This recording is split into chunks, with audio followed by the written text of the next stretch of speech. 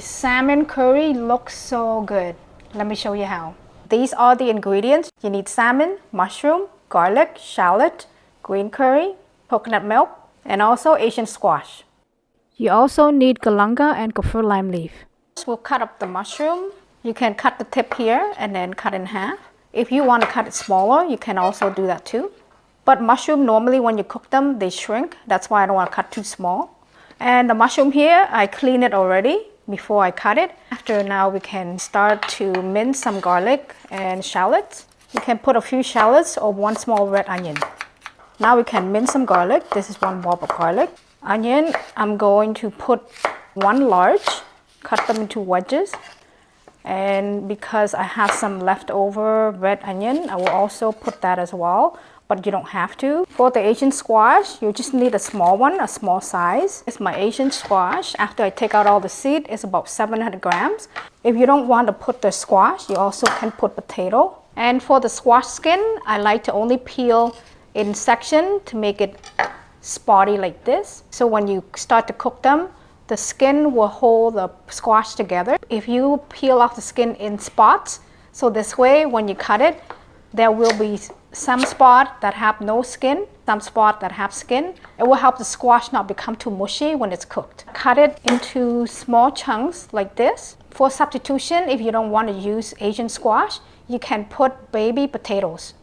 This salmon here is about 1 kilo. After you cut them, now you can lightly salt it both sides. Put some olive oil. Put all the salmon in. On high heat, cook the salmon one side 2 minutes. After you flip it, cook it for 1 more minute. Here you can turn off the heat and set it aside. We have some olive oil, about 2 tablespoons. Once you see the oil is hot, now you can put minced garlic, 1 bulb. Diced red onion or shallots, 1 tablespoon. I have slices galanga, about 3-4 pieces, and kaffir lime leaf. Fire them. I'm going to stir fry this about 1 to 2 minutes until the garlic is a little bit brown. And after, I'm going to lower the heat to medium heat because while I'm add all the other ingredients, I don't want the garlic to get burnt. And here you have to be quick. Here I have 1 tablespoon of green curry paste, and now you can stir it.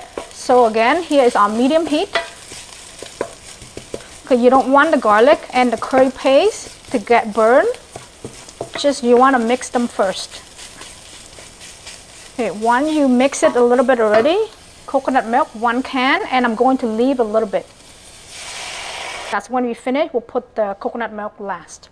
You can bring it to boil, and when you see it boiling, I'm going to lower to medium heat so we can easily put in all the ingredients. Here I have fish sauce. You can use any brand of fish sauce you like. But I find this one, the price is not too expensive and the flavor is pretty good. 1 tablespoon, and you're gonna need half more. 1 teaspoon of salt, chicken powder, half tablespoon, brown sugar, I put 2 tablespoons. After you mix all the ingredients well, now you can add some water, 750 milliliter.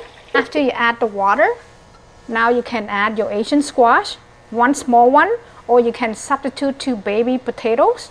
700 grams of Asian squash. Once you see it boiling like this, I'm going to lower the heat to medium high and I'm going to cook it about 10 minutes. After you cook it about 10 minutes, the squash should be softer.